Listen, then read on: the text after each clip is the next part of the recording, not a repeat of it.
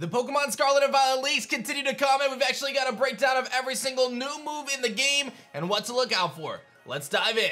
I'll tell you what, guys, I've been having a blast talking competitive Pokemon lately. It's been so fun over the last couple videos. We did a full breakdown on stats the other day. We talked about abilities and all sorts of stuff, and now we're actually talking moves. And this is one of the most exciting things. So we're gonna go through all these moves. Big shouts to Roy Dad for making this file. This is phenomenal stuff. And let's just dive in, right? So a couple things here. We've got some of the moves that came from Legends Arceus, right? Dire Claw from Sneasler, Stone Axe from Cleaver. I'm not gonna go too in depth in those. I'll kind of branch through those quickly, but Sneasler's got its signature move. It can land critical hits, might leave the target poisoned, paralyzed, or asleep with 80 base power. Pretty solid. Weird Ear gets Side Shield Bass, physical, 70 base power, boosts the user's defense stat, probably not going to be all that viable. Cleaver's move is 65 base power, but it actually leaves Stealth Rock behind, if I'm not mistaken. I saw that there was some patch notes on that, so it does apparently leave Stealth Rocks behind, which is pretty cool.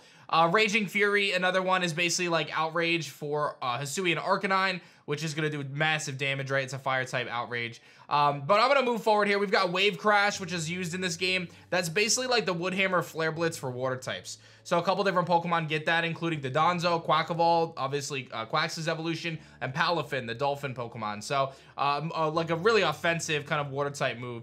You've got all the other signature moves, like I said, Bar Barrage, Headlong Rush, which is basically like close combat for ground types, things like that. So I'm going to kind of go through that. The Legends Arceus stuff, we're going to kind of move forward to the new stuff, right? Because some of that stuff will probably change anyway. So we got Terra Blast here. This is the big one. So it inflicts damage using attack or special attack, whichever is higher. So it's a special attacking move, but it's going to use the stat of whatever's higher. So physical attackers can use Terra Blast, but remember, I think that makes special defenders even more viable. Something like Blisty is always going to be able to soak up Terra Blast because even if it uses your attack stat, it's still a special attack, right? Just like, I think Photon Geyser is another move that's like that, where it still is hitting from that side, if I'm not mistaken, but it's going to use the stat, whichever's higher, to calculate the damage. Then we've got Spidop's signature move, which is Silk Trap. Basically what it does is basically Spiky Shield, but it lowers speed instead of dealing damage. So it's exclusive to Spidops, so it's not really that great, and Spidops is pretty average, so I don't look for that to make much of an impact. Then we've got Axe Kick, which is a new fighting type move that's 120 base power with 90% accuracy, and it's signature to Medicham, Hisuian Lilligant, and Lokix, the new bug type Pokemon.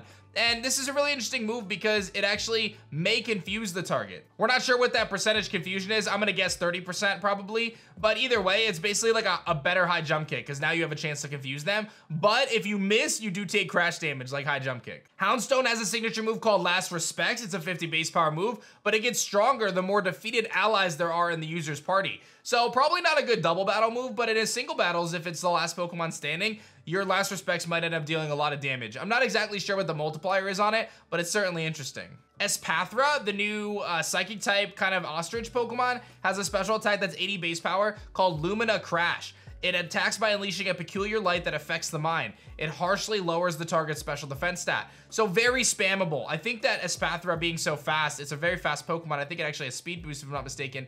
Being able to spam Lumina Crash and lowering special defenses allows it to be a very good breaker Pokemon. It can break through walls very effectively. So keep an eye on Espathra and Lumina Crash. Like signature moves like this can really make or break a Pokemon in competitive. Then you've got the Donzo, which has Order Up. So it says the user attacks with an Elegant Poise. If it has a Tatsugiri in its mouth, the move boosts one of the user's stats based on the Tatsugiri form. So if you have yellow, you boost your speed. If you have orange, you have attack. And if you have red, you boost your defense. So it's a physical dragon type move from the Donzo. And it seems as though this is going to be utilized with the Donzo and Tatsugiri in double battles, where basically Tatsugiri utilizes Commander, becomes a part of the Donzo, and can allow it to instruct and take advantage of the two of them. So something to look out for. I think you'd obviously be strategic. You'd probably want to boost your speed or your attack stat. Palafin, the new Dolphin Pokemon, has a 60 base power move called Jet Punch. Summons a torn around its fist, punching at blinding speed. This move always goes first. So this is basically a better Aqua Jet. And if you don't remember, Palafin's new hero form, based on its ability, has 160 base attack, which I think is going to make Palafin one of the strongest Pokemon in the game,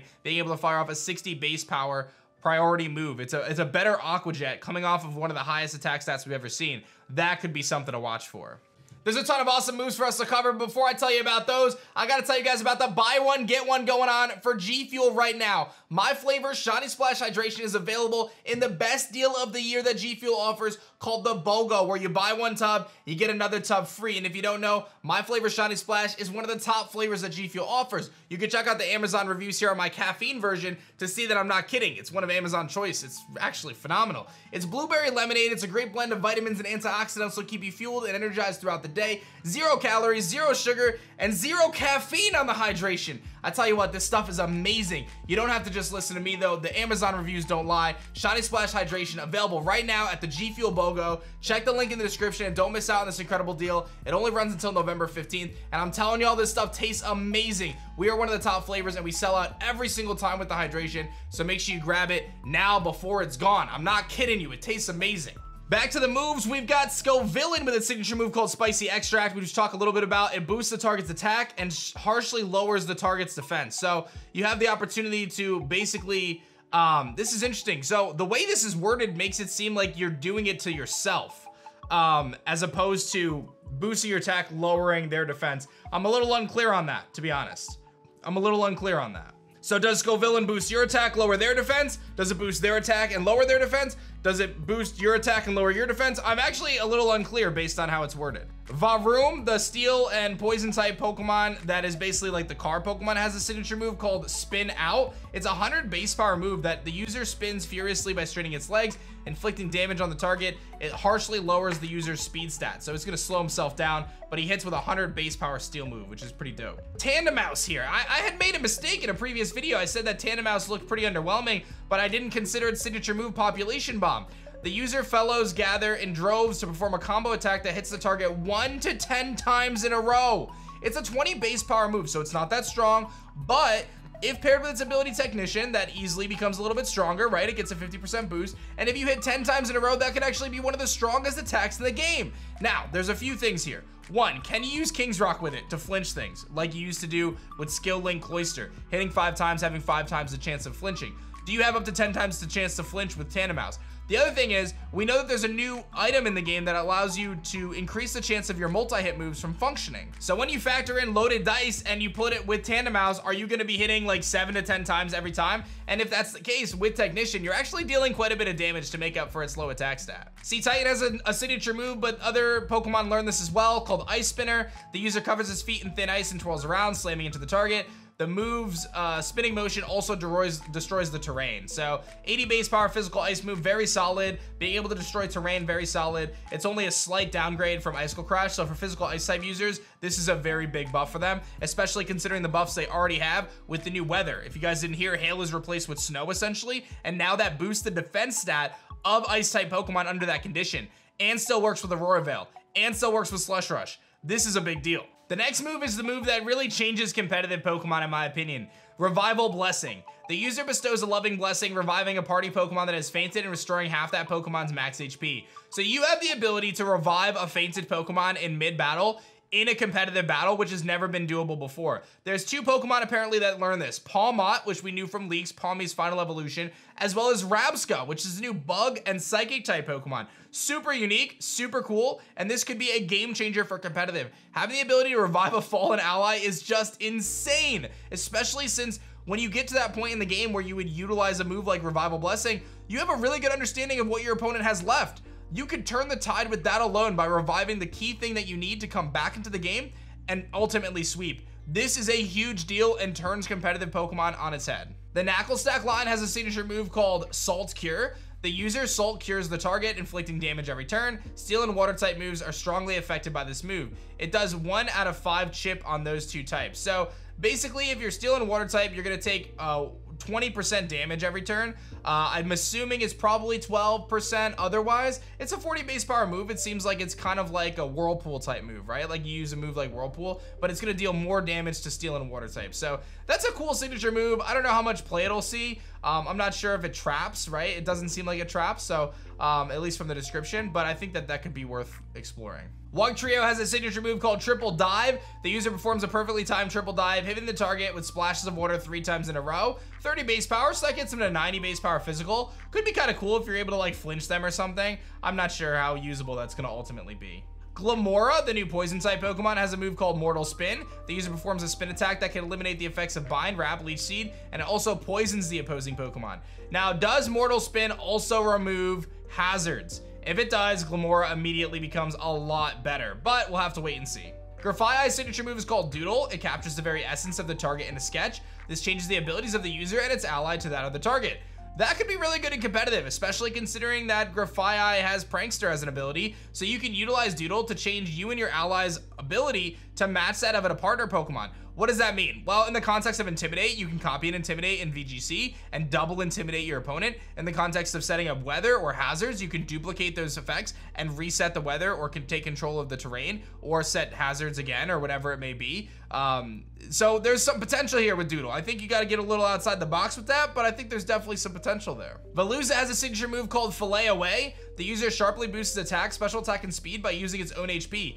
That is massive. I mean, that's basically Shell Smash, but instead of losing your defenses, you lose your HP. I don't know how much you lose. Is it 25%? Is it 50%? This kind of reminds me of like Klangler's Soul Blaze in a way.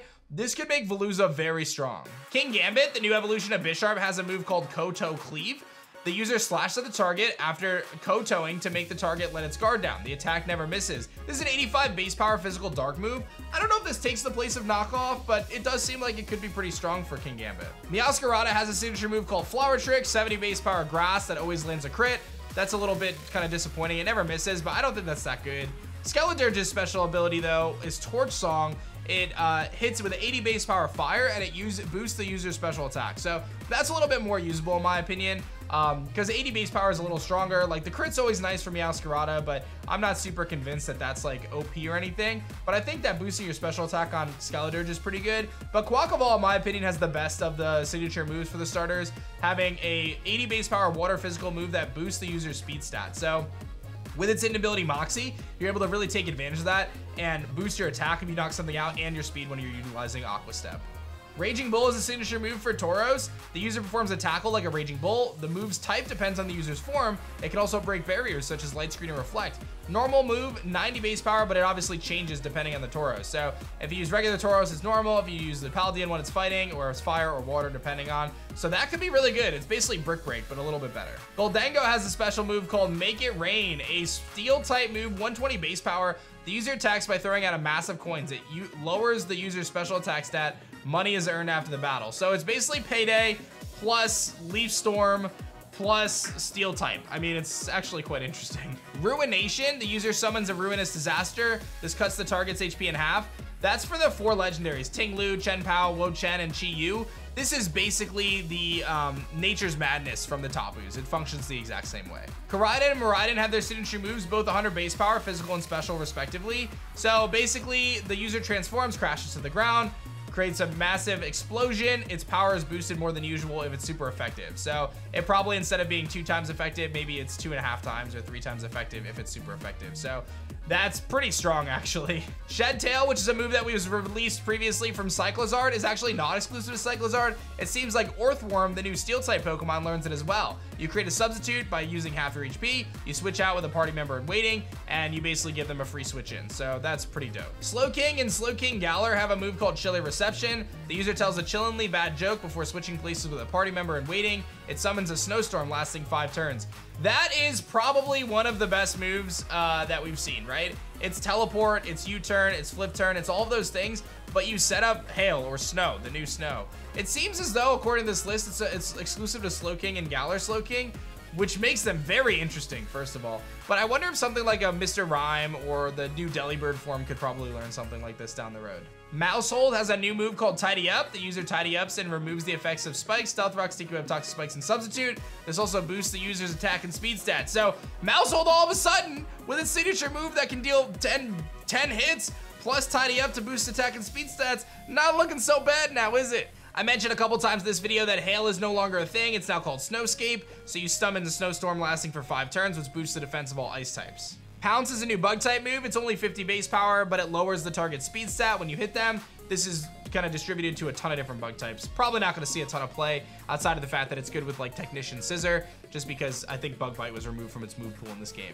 Trailblaze is a move we saw with Sudowoodo. It's basically Flame Charge, but for grass types. Chilling Water is kind of the new Scald. If you didn't hear, and I'll do a video on this separately, Scald was basically removed from every Pokemon except for Volcanion. So now you have Chilling Water, which is a 50 base power water move that lowers the target's attack stat. So instead of being a chance to burn, it just lowers their attack stat, which is probably a little bit more balanced, honestly. Dunsparce with a signature move called Hyper Drill. It attacks a target when they use Protect and Detect and kind of shreds through that. Your 100 base power, really solid.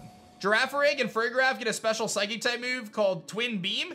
You basically hit 2 times in a row with 40 base power. Annihilate and Primeape have a signature move called Rage Fist. It's 50 base power. The more times you're hit by attacks, the greater the move's power is. So not a super bulky Pokemon, so I'm not sure how usable that's gonna be, but if it ends up scaling quickly, it could be really strong. Armor Rouge has a signature move, 120 base power special type attack, where you shoot out your own armor as blazing projectiles and lower the user's defense and special defense stats. So you drop your stats a little bit. Cerulege, however, does 90 base power physical fire move.